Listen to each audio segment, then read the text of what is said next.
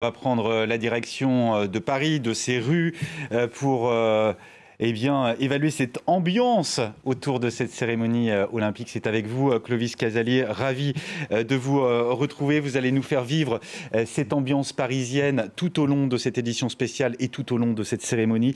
Beaucoup de Parisiens ont décidé de fuir la capitale et éviter ainsi les désagréments engendrés par ces Jeux. On imagine que ceux que vous avez rencontrés cet après-midi, eh bien eux, ils sont heureux que ça commence enfin malgré la météo. C'est exactement ça, Benoît. Toute la journée avec Sylvain Rousseau, on était au canal Saint-Martin, du côté du bassin du canal de l'Ourcq. Et je peux vous dire que les Parisiens qui étaient là étaient contents que ces JO débutent enfin au canal Saint-Martin. Beaucoup de voisins, de gens du quartier sont descendus en famille sur les bords du canal pour voir le passage de la flamme, pour prendre une photo. Un certain engouement aussi, ils suivaient la flamme alors qu'elle était sur un bateau. Et je peux vous dire que dans les rues de Paris, on la sent, cette effervescence aussi. Je suis à l'hôtel de ville, juste à côté du BHV. La terrasse du BHV, eh bien, il y a des gens qui ont pris place, qui prennent un verre, et aussi dans les immeubles aux alentours, notamment tout au bout là-bas, de l'autre côté de la Seine, sur l'île de la Cité, eh bien, des Parisiens sont à leurs fenêtres avec des drapeaux français. Ils sont prêts, ils attendent cette cérémonie d'ouverture avec impatience. Et puis un mot sur ces gens. Ce sont les derniers qui arrivent pour pénétrer le périmètre de sécurité. Nous sommes à la limite du périmètre de sécurité. Je peux vous dire que ce sont un peu les derniers qui ont des billets pour la cérémonie et qui vont entrer parce que sinon il y avait de longues files d'attente. Les spectateurs venus du monde entier ont respecté à la lettre les consignes des organisateurs qui étaient « venez tôt ». Il y a énormément de contrôles policiers pour entrer. Et puis, ce sont des gens, je peux vous dire, qui venaient d'un peu partout dans le monde. On a vu des Brésiliens, des Canadiens, des Français, bien sûr, des Américains, portant des maillots avec des drapeaux et parfois des petites casquettes avec des drapeaux dessus. Et tous les goodies, évidemment, autour de ces Jeux, tous les produits dérivés, c'est aussi un business. Les Jeux Olympiques, c'est un pari, en tout cas, coupé en deux. Clovis, ce soir, difficile de passer d'une rive à l'autre avec un dispositif policier. On le rappelle, 45 000 policiers et gendarmes, aujourd'hui, encadrent cette cérémonie d'ouverture. Dispositif policier extrêmement important, Clovis.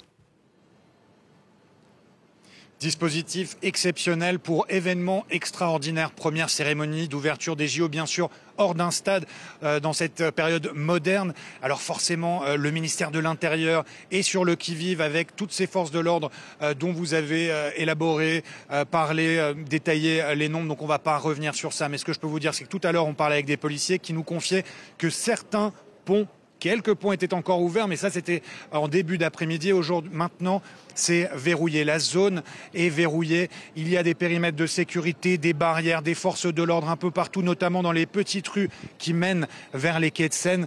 Car bien sûr, le monde entier regarde. Il faut donner la meilleure image possible. Alors les Parisiens vont devoir prendre leur mal en patience. Les Parisiens, mais aussi les touristes, les étrangers qui sont venus pour les JO. Ils vont devoir prendre leur mal en patience quelques heures, le temps de cette cérémonie d'ouverture. Et puis ensuite, bien sûr, ce sera beaucoup plus simple de circuler.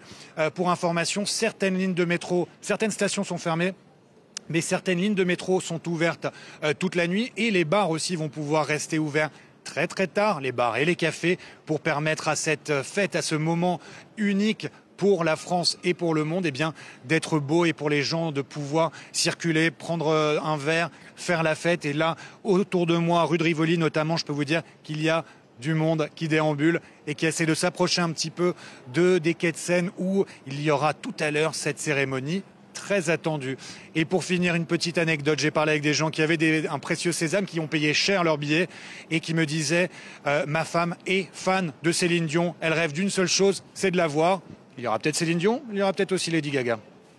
Et tant d'autres, Philippe Catherine, c'est un défilé. Nakamura. Aya Nakamura, évidemment. Mais on ne sait pas dans quelles épreuves.